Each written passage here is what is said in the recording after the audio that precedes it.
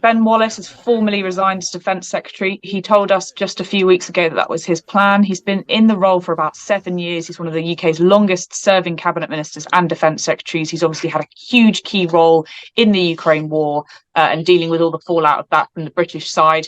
But he has said that he wants to quit politics and he intends to step down as an MP after the next election. So Rishi Sunak has been tasked with trying to find somebody to replace him. There's been a list of names that have all been tipped for the role, but today we had the surprise announcement that Grant Shapps, who is a very loyal man to Rishi Sunak, but generally to the Conservative Party in the government, has been announced as his successor. He will take over from Ben Wallace with immediate effect.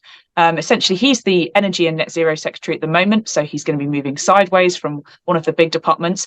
All of us actually missed that he made a secret trip to Kyiv in Ukraine just a couple of days ago to mark Ukrainian Independence Day, which should have really given Westminster watchers a bit of a tip off that this guy might become the next Defence Secretary. But it seems like we all missed it, hidden in plain sight. But yes, Grant Shapps has served in a number of roles in government. In the last year alone, he's actually served as Home Secretary, Transport Secretary, Business Secretary, and now the Secretary of State for Defence. So he's had a lot of roles. He's got a lot of experience. He's been in Parliament for a very long time, but what he doesn't have is that defence experience. So we will have some people this morning going, this guy obviously knows government, he knows Whitehall, he's very loyal to Rishi Sunak, but does he really know anything about running the nation's army, the nation's navy, and obviously putting a key role in defence as that goes forward? Boris Johnson, the former Prime Minister, has obviously come out to pay tribute to Ben Wallace, who was his appointment as Defence Secretary. When he became Prime Minister, he kept him in position. The pair were actually really close when they were in government, so they were seen as key allies.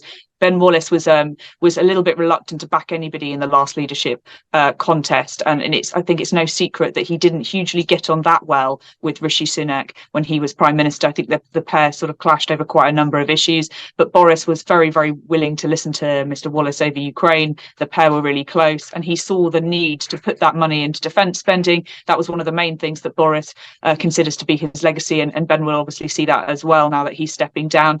So Boris has paid tribute to Ben today, saying he's a fab Defence Secretary. We've also just had in a few words from Mr. Shapps himself. He's saying he's honoured to be the new Defence Secretary, and he pays tribute to the outgoing Ben Wallace for all his years of service in the job. So we've just got a few comments in just from him. But I think there will be some people in defence circles today that will be going, okay, we've got this new appointment. We don't know too much about his defence credentials, but let's watch this space and see what happens.